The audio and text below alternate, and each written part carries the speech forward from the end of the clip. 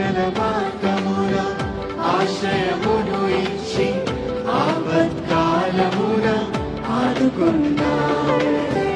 ఆత్మీయులతో ఆనందింపచేసి ఆనంద తైలముతో అభిషేకించావు.